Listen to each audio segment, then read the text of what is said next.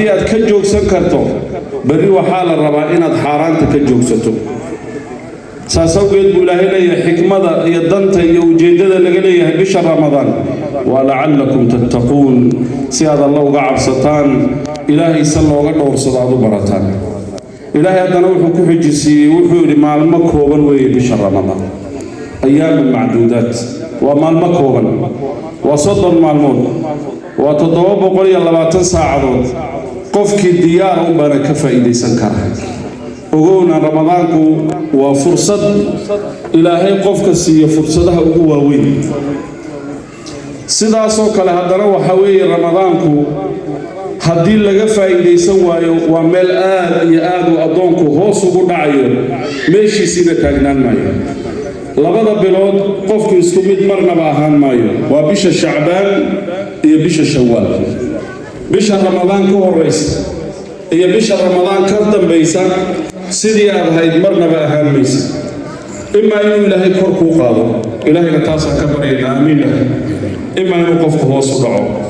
meel u dhaxaysa male waxaan rabaa inaan idin xasuusiyo nabigu calayhi salaatu wasalaam ramadaanku markuu yimaado saxaabada waa u bishaarayn jiray wuxuu dhihi jiray jaa'akum ramadaan shahrun mubaarak waxaa idiin yimid oo idin soo kulaalay bishii ramadaan waa bil barakaysan bishan ilaahay fursad kasti uu qofku ku wanaagsanaan karu siiyey kow futixat abwaabu raxamaat naxariista iyo jannada albaabadeedii waa la furay sharka iyo naartana albaabadeeda waa la xiray وصفدت مردة الشياطين شياطين تدك لبي دبي حمانته كحيلين والله حبسي ونادى مناد وحان دواقع يمد دواقع وحورا يا باغي الخير أقبل ويا باغي الشر أقصد نجي خير هذا اليوم قبل خير هذا الإنسان وقت قادم الجماع السوء قف خير يا الشر يدل مع الجنة وحال وراء يا أقصد قام صوت وقت قادم الجماع حديث أيان ربا أنت قضى بدل لقود يارقروبي أنت أنقلنا نفتي نبا حسوسي حديث كان وحاوري طلحة بن عبيد الله حديث كان وحو كجرا صحيح ابن ماجه طلحة بن عبيد الله وحوليه إلا بلغ وقته النبي عليه الصلاة والسلام هل ما لم يصور المسلمين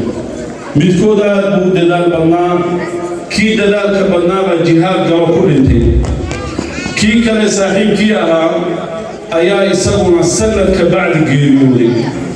طلحة وحوي للرضان إيانيه وجنادي هرتان أيا كوريوري ملك با جنادي كسوب هو حالو قراري صحابي يسوون آد كود دلال بنين السنة دبدي نولا إنه جنادي هرقلو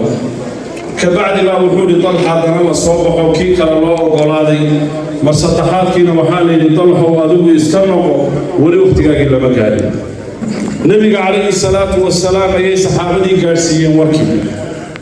نبي عليه الصلاة والسلام بقول ومما تعجبون كيف بدنا يا بنتي وحين يا رسول الله وحن يا بنهي نكن لمشاعر يلنتي سنة كذا بلنتي نكا شهيد كجنة كهر قريب مركز كل النبي عليه الصلاة والسلام أوليس قد أدرك بعده رمضان قداشي بيو رمضان قالي نعم قالي لهن يا رسول الله ودبدي بيو انتا صوم نعم صوم يا رسول الله وانتا متو كذي انتا وسجود نعم يا رسول الله هذا بوحوا للنبي عليه الصلاة والسلام إن مما بينهما لأبعد ما بين السماء والأرض وحل بدو دحي والسماء الأرض تسكو جرا هل رمضان وكساد قالي سيدي الله بأنا هذا سونتي وحال لقى يا بين الدرجات سرق وكارسي كور عندي سيدي الله ربي هذا سوي ويد هذا اسكبر الرئيسو مالي كلنا الهدو هبين كين عبادات كسيغان واسكسو جيدو معنا الآن نبي عليه الصلاة والسلام حديث بوتانا كشيبه وحويني إساقو منبر كسي كوريا أيا جبريل بيساكي جبريل باوحو كوري نبي الله قفكي رمضان قاله اللودن بدافي وايو أبعده الله إلهي هفوقي آمين له نبي محمد عليه الصلاة والسلام آمين مركا ديان سوكو وضد كل بضا بيود حيان nin kor loo qaaday darajaad sare gaadhay iyo nin maalinka ciidda meel hoos sii dhacay oo maaragtaana liitay haddaba walaalayaal hadduu ramadaanku sidaa yahay sidee baynu uga faa'iidaysan karraa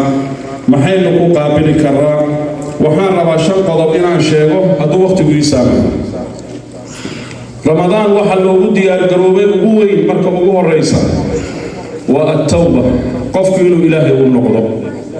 dambiyada saaran iyo culeysyada inuu qofku iska fudaydiyo waxaa la arkaa qofku hadday dambiyadu ku bataan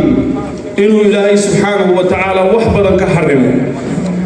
anas baa wuxuu sheegay xadiid ku sheegay inuu ilaahay qofka ka xarimayo marka uu dambaabo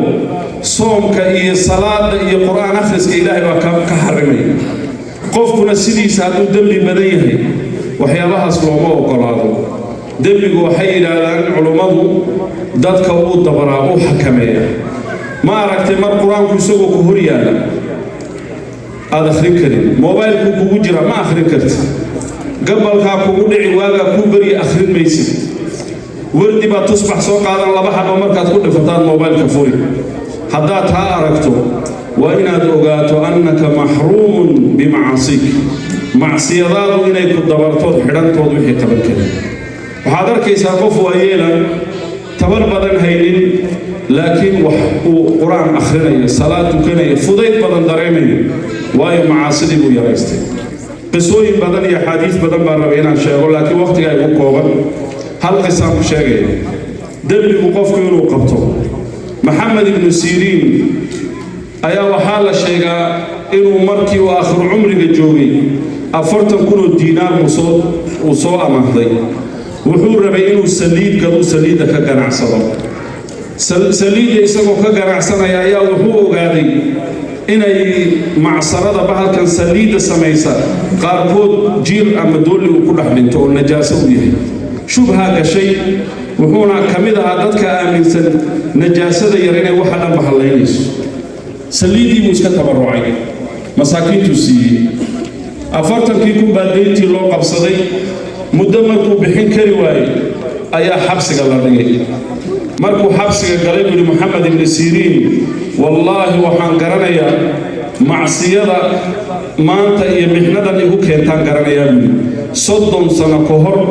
ayaa nin ku cambaareeyey oo ku yidhi yaa faqiir ninaan waxba haysan baan ku cambaareeynin 30 sano ka bacdi ilaahay waa ka maanta faqiiriga dhigay meesha lagu xidhay siduu ku ogaaday ibnu qayyim baa noo fasirayo wuxuu yidhi qallat dunuubuhum facrifuuha dunuubtoodaa yaray meesha laga soo abbaaray garanayeen annagaase maanta marka aan baxno meesha aan fadhinaba dunuub badan baan kaga tegaynaa marka waxaa laga maarmaana walaalayaal inaan toobadkeen bisha ramadaan ka horraysiino qodobka labaad waa inaynu annagu dhexdeenna iscafinno runtii waana qodobkaygu muhiimsan bisha ramadaan intay soo gelin waa in la iscafiyo haddii la iscafin waayo maxaa dhacaya waxaa dhacaya in xasanaadkeennii iyo wanaaggaan bisha ramadaan samaynayna dib loo dhigo waxaa daliilu ah xadiidkii leylata nisfi min shacbaan markuu nebigu ka warramay calayhi salaatu wassalaam dadkoo dhan waa loo dembi dhaafaa buuli 2 qof mooye labadaa qof maxaa ka mida waa almushrik nin ilaahay u shariik yeela ilaahay cid aan ahayn ilaahay la wadaajiyey ninkaa wuu ilaahay dib uu dhigay camalkiisa ninka nin kale ama gabadh kale cuqdadu haysana waxaa la odhanayaa andira haadayni xataa yasbalixa labadaa dib u dhiga fayrkooga lama furayo naxariista ilaahay looma bandhigayo ilaa ay ka heshiinayaan ka walaalayaal qodobkaasna runtii aad buu muhiim u yahay ilaahayna wuxuu leeyahay facfuu wasfaxuu alaa tuxibuuna an yakfira allahu lakum war iscafiyo isa saamaxa miyaanad jeclayn rabbi inuu idinka idiin dembi dhaafo waxaad eegtaa markasti dembiyada aad adigu ilaahay ka gashay markaa taa u fiirsato waa inaad marka dadka ku cafiso seeing the desires around you, falling onto the desires that which are in front of you. Growing up in Canada, most of my life,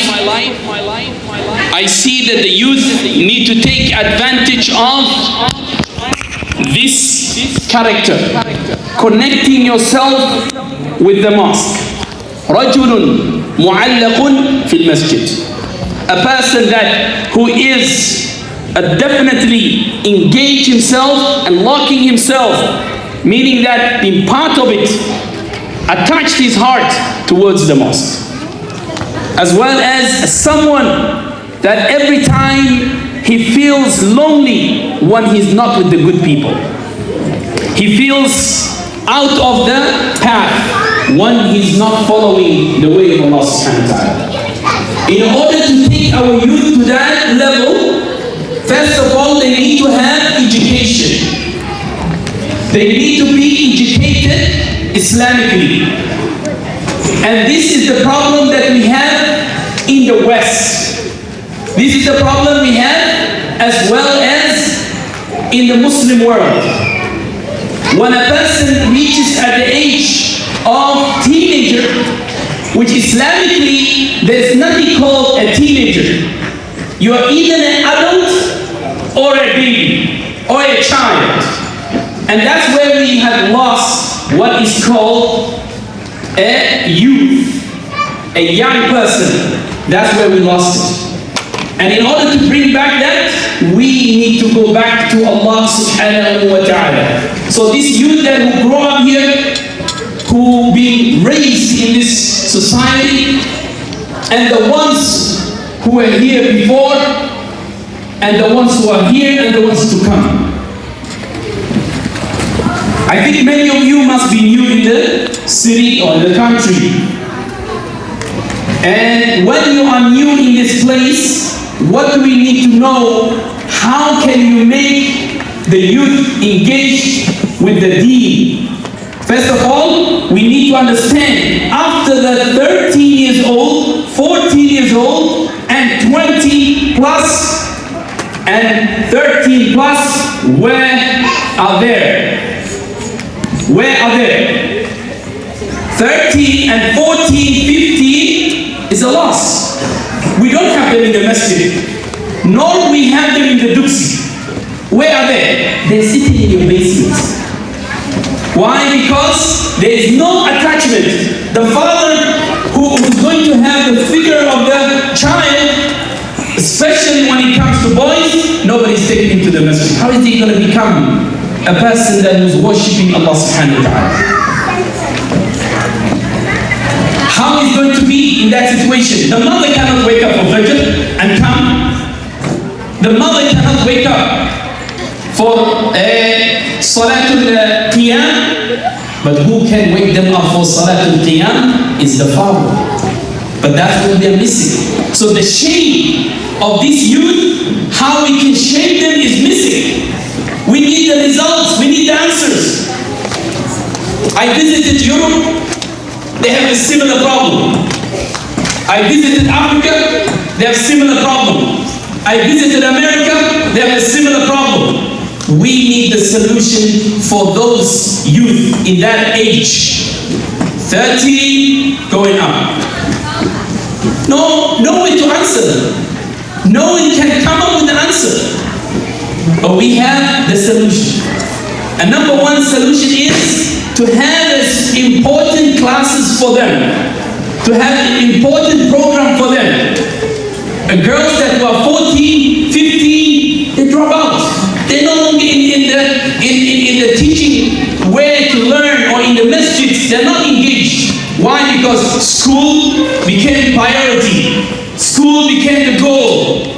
And many people deceive themselves that my child is doing so well, he's so good, he's doing well, he's going to school. Yeah, he's going to school. But he didn't play Fajr. You happy? He's going to school, but he didn't play Fajr. He's going to school. You're waking him up at 8 o'clock while the Salah was at 5, while the Salah was at 4. But what's so important then? What is important to this youth? So the youth, the problem. ilmaha bullin baa ku socda. Ilmaha waxaa lagu buligarayaa diintooda. Saarayada, khadiijayada, 7 jir baa tamaar waxay ku iskuul public lagu dirtay, xijaabkeeda laga jiidi karaa, waa physical bullying. Verbal waa la flagaadayn karaa, kalar ahaan, muuqaal ahaan, luqad iyo wax la mida. Marka waxaa ku garan baa ku yidhi kow, ilmaha markay iskuulka ay aadayaan, caajsiga iskuulkaya waayo way baqayaan in baa joogta bullying ama caajiswalayn ka wada. لو سكول كمان يكسر نقوان وحيقول لي أني تقول تدرسهم أني تقول تدرسهم مستشفى عربية ما لها كل القطعة رسم كهوبا تاسنا وعلى المرة مدة ستحاول ويقاتشون مركز صوت عبد المعني جيت من بيزا نقول لك مثلا زي فول فريش كيف فريا فإنه كل تصعد المشي بالنظر ما الكلام مدة شنات their brains go very low especially math and science science ka akhrintii waxbarashadoodii ilmihii gareedkiisa dhan baa hoos u dhacayma waxaa ka mid ah extreme markuu noqdo unexplained isolation wax la yidhaahdo isgo'doomin bilaa sabab ilmaha haddii walaalkii ku edabdaroodu gacan qaado ama rabshad sameeyo isgo'doomiya waa la garan laakiin gabadhii qolka kama soo baxayso wiilkii qolka kama soo baxayo xaaladaha waaweyn waxaa ka mid ah extreme level of depression ilmaha depression wuxuu geli karaa wiil afghaaniya florida jooga isdilay because of bullying ayaa isaga taa calaamadeedu markay tahay waalid waxaa garatay ilmaha in la buli karay maxaa sameyn marka waxaad weydiisaa who where when and what yaa ku buli karay ma qof ma koox mise system tan hadda trump lagu hayo gaarkiisa lagu yeerayo kale number labo حاجات بنصوص هاي كلاس روم ما باكل أوه قر لما صدق وحد ويديسات دور ما هاي مشتري مثلا سواء سنة تسعدوها عرفتهم مثلا كلام مسائل كل الواحد خطر قبل بي وحجابه بنصوص كويس سنة يعني نرجع لحجابك وحلقات ويا فيديو السور مصير كل الكريه ولا صوت الكريه قبل ما وحكي لي ساعدين أما والسوق اللي واحد وياه يبقى كذا كله يقولونها الله يوم بالله دوبي هوستيج بينهم كلهم أنا كسر كده حلقة ونبدأ كواد هذول إزديشي أبوكي مركا واحد قرطه السكول كان نيتي تبصر لقطة هذا نقول نقف إهدا أو إهدا الصومالية كحيانية واللغة كان كحيصة إلى السكول كمل الشغل يروح يطلع مركز يا waxaan ku hormarayaa af Soomaaliga marka ugu horeyso siyaanku waxaa la yiraahdaa in laga afhaysto cunto iyo cabid iyadoo la niyeysanayo laga bilaabo markuu fajr ka dhasho ilaa ay qoraxdu ka dhacdo soonka bisha Ramadaan la soomayo waxaa jiro waxyaalo leeyahay shuruudo qofka soomayo marka hore waa inuu qofka qaangaarayo ilmaha yar soon laguma laha inuu qofka caqligiisa fiyo yahay qofka waalan soon laguma laha inuu kari kara inuu soomo hadduusan awoodin inuu soomo duqnimo darteed ama xanuun iyo dhibaataha iyo darteed soon laguma laha qofku inuu muqiim yahay uusan musaafir ahayn hadduu musaafir yahay soon laguma laha intaas rag iyo dumarku way ka siman yihiin dumarka waxaa u dheer inaysan qabin dhiigga xaydka iyo dhiigga nifaaska intaa markaan ogaanay waa shuruudda qof laga rabo in la soomo qofka soomayo shuruudiisa si gaar ah u leeyahay oo la yiraahdo shuruudu wujuub siyaam waxa weeye qofka inuu muslim yahay qof gaala waxaan leenahay qofka soo islaam la qofka inuu qaangaar yahay ilmaha yar soonka waajib kuma inta ka soo qaangaaraya waa la sida tarbiyin kara marka soo weynaadaan soo horoonaadaan midda kale qofka inuu axkaamtaas oo dhan waxa loo waajibinayaa in la ogaado qofka soonka looga baahan yahay arkaanka siyaamku waxay culimadu ku sheegaan inay tahay 3 kow in la niyeysto inuu qofka niyeysto inuu beri soomayo man lam yubayyit الصيام qabla الفجر فلا صيام له ma waxaan niyeysan kartaa bishoo dhan oo laysku qabtay halka habeen ugu horeeyo ilaa waxaan niyeysanayaa 30 maalmood soo socota inaan soomayo mise habeen walba inaad gooni u niyeysato weeye culimadu way isku khilaafeen madhabta maalikiyada waxay leedahay way kaaga filan tahay hal habeen inaad wada niyeysato laakiin shaaficiyada iyo culimo kale waxay leeyihiin maya habeen walba waxaad niyeysan beri inaad soomayso niyad waa wax qalbiga laga dhahaya ee maaha inaad tidhaahdo nawaytu sawma fardin gadan shahr ramadaan hadihi sana iyo wax la mid ah midda kale qofku waa inuu ka fogaadaa waxyaalaha soonkiisa furayo haddii qofku wixii soonkiisa furayo ka fogaado uuna niyeysto uu soomaya markaa wixii ka dambeeyo axkaamtii soonka lagu bilaabanaysaa markii khaybar wargaradaysan sanadkiisa kuladiisi markuu dagaal luuliyo ku qaaday meeshaa dadamay inta wuu ka taagay mar allaala marka dagaal aad u dheer bil socday mar allaala markuu ka raayay وحائنا جعفر ابن أبي طالب مركا جعفر يقول مهاجرين وقوعها حبشة أهجوري سنة اللحاق نصف صومين جريرا دين طبعا مع ثانوية مكلا فوصاري مكلا أهجوري سنة اللحاق يقول أهجوري سنة أصحاب كلا الحبشة أما وطن سوريا أما صوماليا أفريقيا مكة وقت رأس صوماليا لح سنة أفر سنة مكة لح سنة مدينة المدن جوي كوية فرنسا مكة مهاجر وحلوي النبي عليه الصلاة والسلام أفرح بقدوم جعفر عن فتح خيبر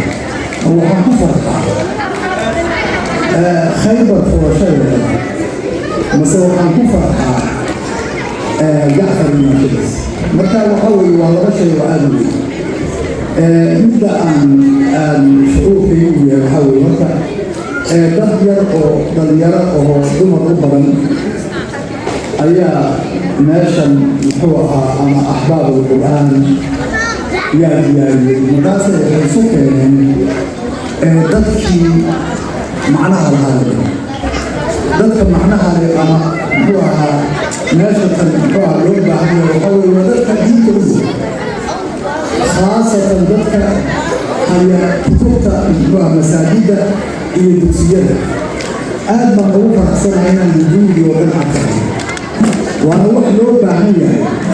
ما لا الكورسان وثلاثة عليه يسوي مادان ولا ده الله ضياع ما لها جوا الدوسية أما ما لها مساجد جوا أيوة ولدي بس اللي مدة اليوم الثاني يعني مدة العربة عنها وما بعد هو أنا وهذا الباهر مثال أنا جوا أنا بحب الباهر أو غيره مفعنا في سياسة المياه ومدة العربة عنها ضد الكراودية أو السوق موقف له ماشي جيران أو أهل يمكن تسير أنت سكدي موضوع ليويا الكوسا سيء الأسرة ولكن هو شيخ حسين يو شيخ عبد الرزاق لبضل وحكاية التربية الإسلامية سيدنا ما هو بربانية ilmaha hada barbaariyo ama hada koriyo xagee baa lagu badbaadiyo meesha lagu badbaadinayo mowqif wax la arkaba mowqif buleey waxaa weeye muxuu ahaa ma arkay waa al-usra aad bay waxaa weeye waa mawduuc kutub laga qoray laakiin waxaan kusoo koobayaa dhowr qodob oo muhiimada aan u jeeda kow maxay tahay usra waxaa weeye laba qof oo heshiis isugu imaaday lagu magacaabo guud ama caqli zawaaj ilaahay subxaanahu wa tacaala uuna sameeyey marka waxaa weeye usradu ama muxuu ah guurku waa diini ilaahay xaggiisa ka sugnaado وبه نستعين على أمور الدنيا والدين وصلى الله وسلم على سيدنا ومولانا محمد وعلى آله وصحبه وسلم أجمعين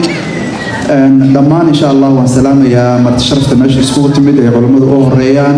والدين تا يوم حوها ولا لها دمان والسلام يا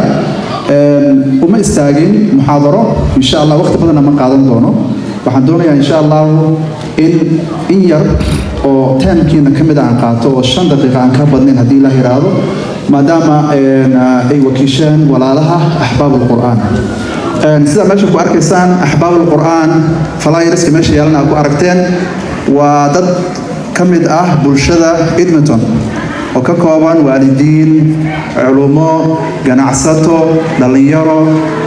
odayaal waxgarad bulshada waxa la dhihi karaa intii ugu muhiimsaneed qof kasto ayaa kamid ah markii bilaabanaysay barnaamijkana wuxuu ku bilaabay waxay ahayd baahi la arkay bulshada dhexdeeda laga arkay survey loo diray ka soo jawaabeen ka bacdina lagu qancay inay jirto baahi loo qabo in la karaameeyo la weyneeyo la hormariyo wax lala qabto dadka ahlul qur'aanka ah ahlullaahi wa khaasatuhu waxaan wada ogsoonahay dhammaanteen qur'aanka qiimaha uu noo leeyahay iyo meesha uu naga taagan yahay iyo dadka ahlul qur'aanka ah ay ugu horeeyaan culimada macallimiinta ardada dhiganaya madaarista lagu dhigayo masaajidada waxaan dhammaanteen wada ogsoonahay ka wada dhagsanahay waxaan ugu qiimaha badan ee value-ga aan haysan inay ka mid yihiin tiim uu ka yahay sheekheena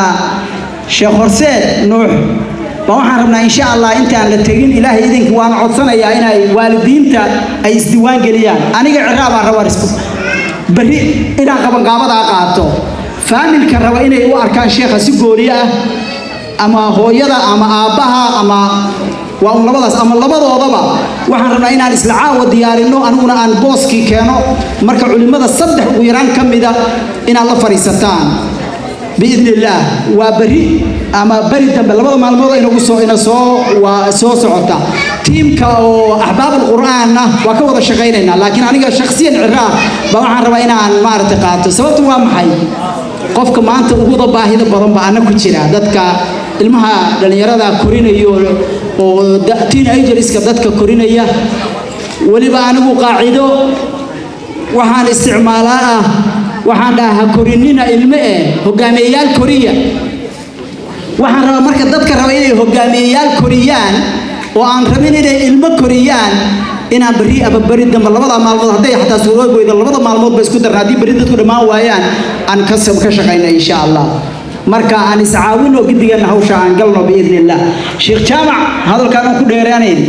daarul cilmi baan tagay daarus salaam magaalada dhahmeel ka furay waa soo yaabo wallahi وأمة وياوي ماشى إنتي لأكتاي اسمها سووا ترجلي إن اللي يرضى الغبر باريو إلهي سبحانه وتعالى كوي نجفا إذا استعين جوّد بكم